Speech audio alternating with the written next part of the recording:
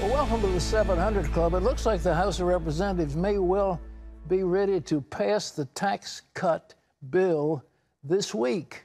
And the Senate may follow closely behind. They may have it done by Thanksgiving. It is an amazing thing that they're doing.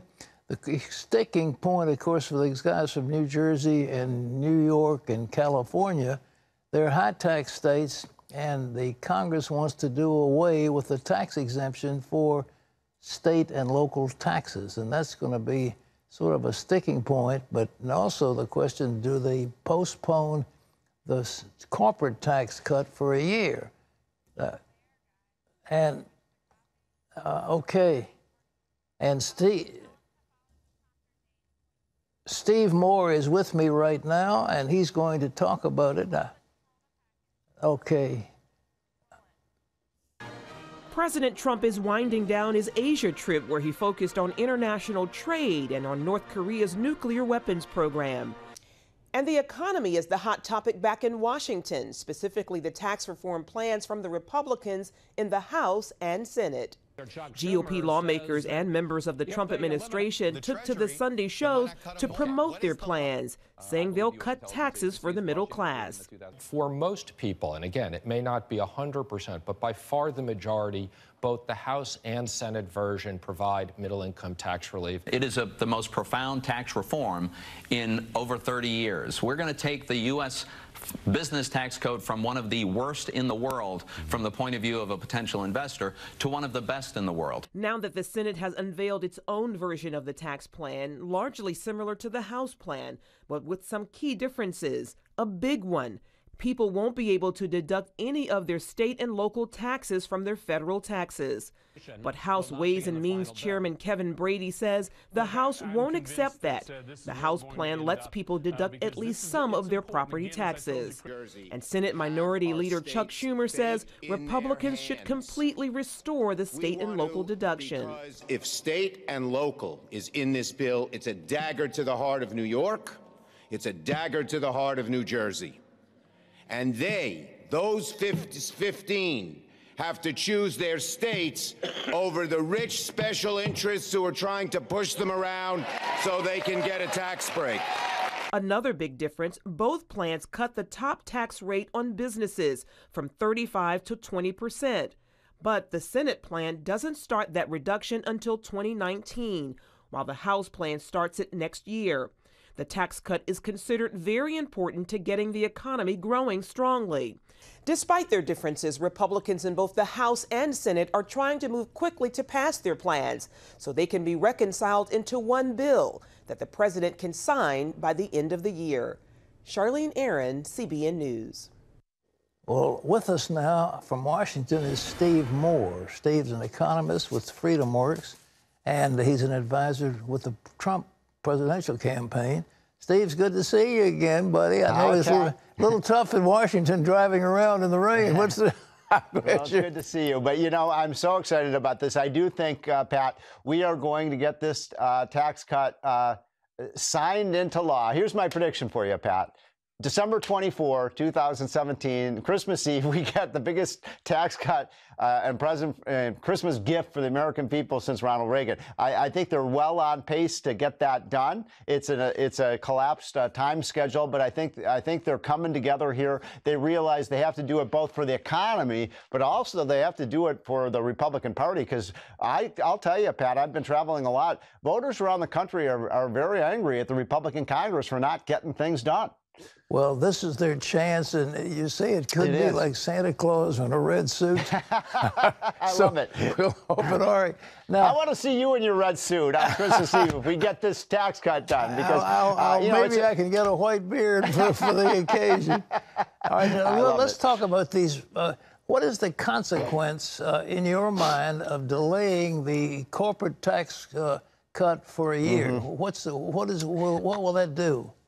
I don't like that idea. I think it's a dumb idea. You know, look, the Republicans are trying to put a big tax cut package in a pretty small box. And so they've had to cut here and cut there to get that get that tax cut in this package. But, you know, this talk of delaying the corporate tax rate for 1 year, look, is it a deal killer for me? No, but I just don't think it's a very good idea. We need to get as much juice in the economy as quickly as we can, Pat. I just think, you know, you're going to delay some of the positive effects. And let me just step back a minute. I've just got to say this, Pat. You know, this economy right now is booming. We're seeing an unbelievable revival in almost every statistic that you look at, whether it's, you know, new insurance, unemployment, job claims down the lowest level in 40 years. We're seeing economic growth is now up to 3.5%, something that a lot of liberals said was impossible, and something that that Barack Obama was not able to achieve in 8 years, and Donald Trump has already achieved it in 9 months. And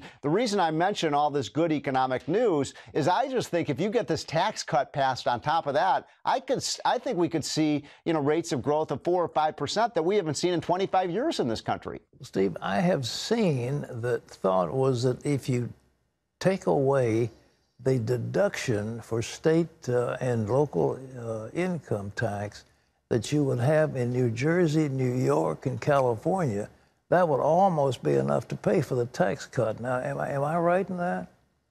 I feel very strongly about this. You know, I've been studying the federal tax code for 30-some years, and I think one of the most unfair characteristics of our tax system is that people in low tax states, like people in Utah or people in New Hampshire or people in Tennessee and Texas and Florida that have very low taxes, have to pay more federal taxes to subsidize the big flabby government in states like New York and New Jersey, my home state of Illinois, California.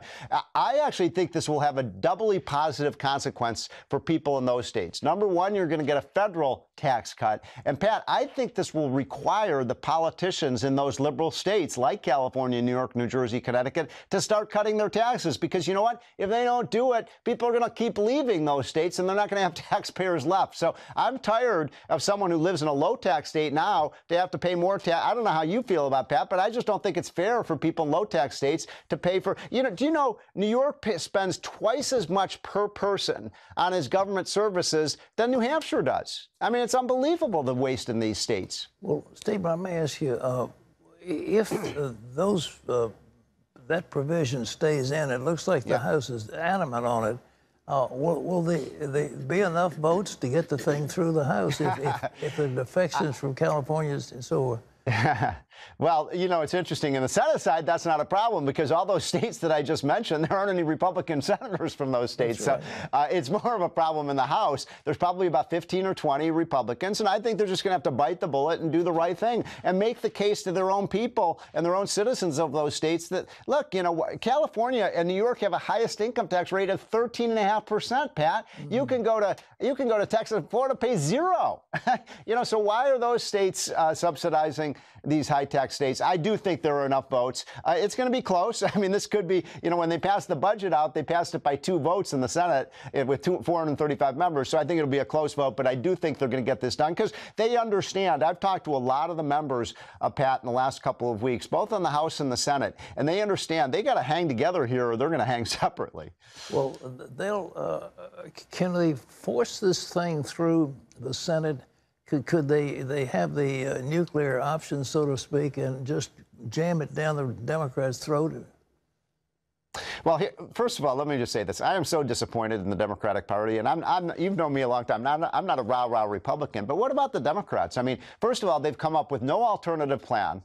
Pat, no, let's see their plan. Number 2, right now, virtually every Democrat in the House and Senate has said they're going to vote against tax relief for American businesses and American families. I mean, I just don't even understand it. By the way, 27 million small businesses benefit from this. They're the backbone of our economy. They employ 2/3 of Americans. This is going to be good for jobs. It's going to be good for wages. It's going to bring a lot of those factories that are in China or India or Mexico coming back to the United States, coming back to Ohio and Pennsylvania and Michigan and states like that. So why would they vote against something that's good for our economy and good for our people?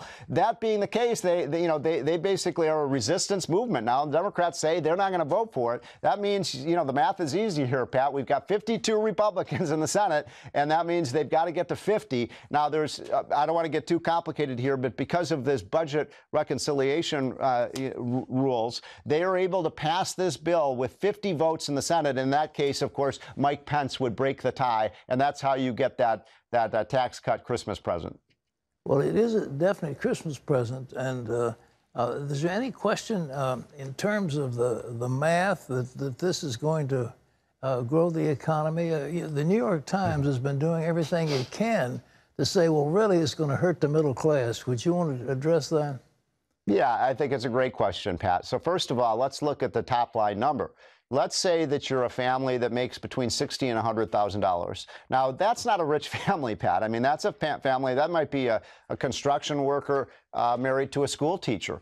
They have, let's say, $80,000 of income between the two of them. They're going to save about $3,000 a year on their taxes, Pat. Now, to the rich people at the New York Times, they may not think $3,000 is a lot of money, but I got to tell you, a lot of rich, people who are working class feel like that's a lot. When I got in a cab the other day, and a gentleman, the guy driving the cab, recognized me and said, he asked me about the Trump tax cut, and I said, "What do you think about it?" And he said, "Show me the money." And I think that's the attitude of a lot of people. Show me the money. Well, this is going to be more money you get back in your paycheck. And then we also believe, because it grows the economy, the White House believes, and I agree with this, that over time this is going to lead to higher wages, about $3,000 or $4,000 additional per family. So we're talking about something that could really help the middle class. Look, it's very simple, Pat. You can't be pro-jobs if you're not pro-business. That's where our jobs come from. And businessmen I talk to all the time say, we're going to reinvest this money in our company, hire more workers, pay them more, give them more benefits, and expand our operations. That's good for America. Is there any possibility that there are things in this tax bill that will cause people's taxes to go up? Well, yeah, if you live in a high-tax state, Pat, if you live in California, New York, New Jersey, you may see your taxes go up temporarily until they do something about the taxes in those states. So that's probably the one situation. Or if some of these companies actually are going to pay a higher tax rate, Pat, because some of them take advantage of all these loopholes. I mean, there are a lot of industries like the wind and solar industry that don't pay any tax at all. So this is going to be fair. We're going to lower that rate to 20%, but everyone is going to pay for it. Everyone is going to pay that rate. No more loopholes, no more carve-outs for special interest groups. And by the way, remember Donald Trump's closing argument in the campaign, because I was there with him. Remember what he said, Pat? Drain the swamp in Washington. And what I used to always tell Donald Trump, I'd say, Donald, if you want to drain that swamp, get rid of this 60,000-page IRS tax code. That is the swamp. And he got it. You want to give me your appraisal of the chances of passage? It looks like it's a done deal in the House. Are they going to make it through the Senate? Yeah, I do think it will. I think it's going to be, and by the way, the Republicans, even Susan Collins, Lisa Murkowski, I think even John McCain, they caused some problems on the health code bill. I think they've all said they want to pass this tax cut. They know it's good for the economy. My gosh, Pat, if this works, and I think it will, I think we're going to see rates, as I said before, we're going to see this economy boom. We're going to see whole areas of the country that I traveled to with Donald Trump in those Midwestern states that did not see a recovery under Obama. I think the jobs in the factories are coming back. The people who don't want this to happen, Pat, the leaders in Ireland, China, Mexico, because they know it's going to make America more competitive. And as Trump said this week, I'm for America first, and your leaders should be for your countries too. I guarantee you, we're going to see a lot of businesses moving back. Last 20 years we've been outsourcing jobs. That's been a big problem, Pat. Now we're going to start insourcing jobs. Can they get it done by Thanksgiving? No, not Thanksgiving. That's ambitious. Christmas. Christmas okay. Is. Well, I'll keep my Santa Claus suit and my white beard already. Steve, thanks so much. I'll be on your show on December 24, and we'll have a big celebration. Okay? We'll celebrate together. Steve Moore, thank you very much.